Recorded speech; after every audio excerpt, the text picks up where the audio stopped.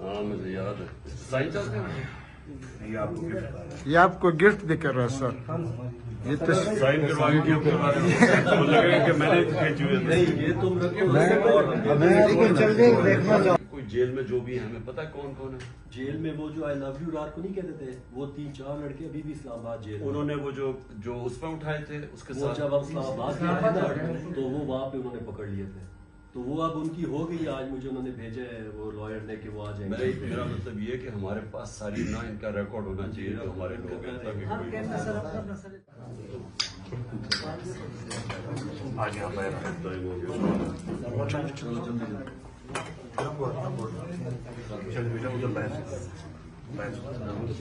नजर ही नहीं आएगा। बस कर ले आप दिल पे अल्लाह आपकी जिंदगी करे और हमारी उम्र भी।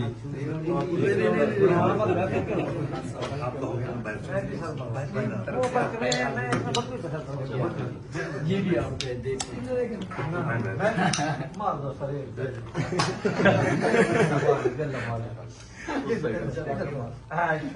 अल्लाह खान साहब हमारी उम्र खान साहब अल्लाह हमारी उम्र भी आपको दे। खान साहब चलो बेटा चलिए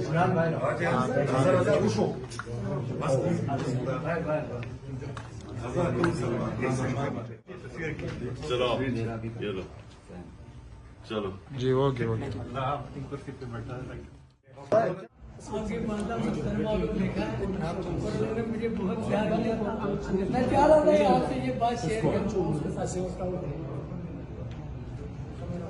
वो बेचारा 4 महीने ना घर पे पड़ा रहा और उसकी बहुत ख्वाहिश थी आप किधर से था वो? किधर से? अंदरून पार्टी के साली तो ना जब वहाँ ये वाक़या हुआ था। अहमद वली वो मेडू नहीं था। हाँ मेडू को वो जो हारा था इलेक्शन। हाँ उसको हमने ऑरेंज कोहाट से मेरा ताल्लुक है। खान साहब आकिब शाह मेरा नाम है। कोहाट एसएफ को रिप्रेजेंट कर रहा हूँ। मैं निकल आया।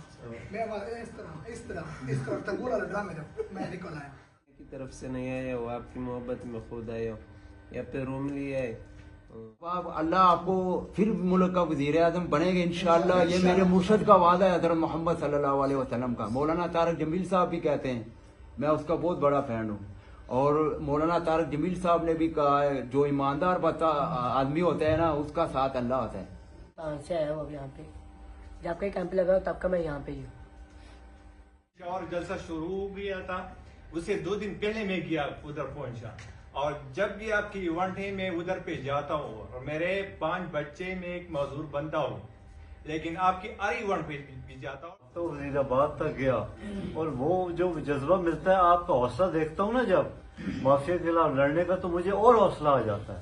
हालांकि 30-40 किलोमीटर के बाद बंदा कुछ नरम, इस एज में टांग भी मेरी टूटी हुई है, फ्रैक्चर है, खड़े और आपकी फिटनेस देख के ना मुझे हौसला मिलता है।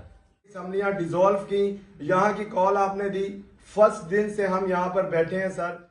और हम तो आपके पीछे इमरजेंसी जो गेट है वहाँ पर हम सर काम कर रहे हैं हर किस्म का। आप मुदस्सिर भाई से भी पूछ सकते हैं, कासिम भाई भी बैठे हैं। काउंटर पता है कि इस बार उन्होंने हार जाना है और उनकी मौत है, सियासी मौत है।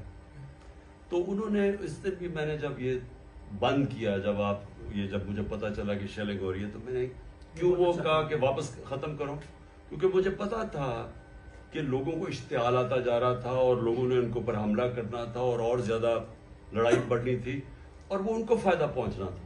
इसलिए हम इसलिए नहीं चाहते कि इस मुल्क में एक तो इंतशार हो और एक किसी सूरत हम ये नहीं चाहते कि ये इनको कोई बहाना मिले इलेक्शन से भागने का।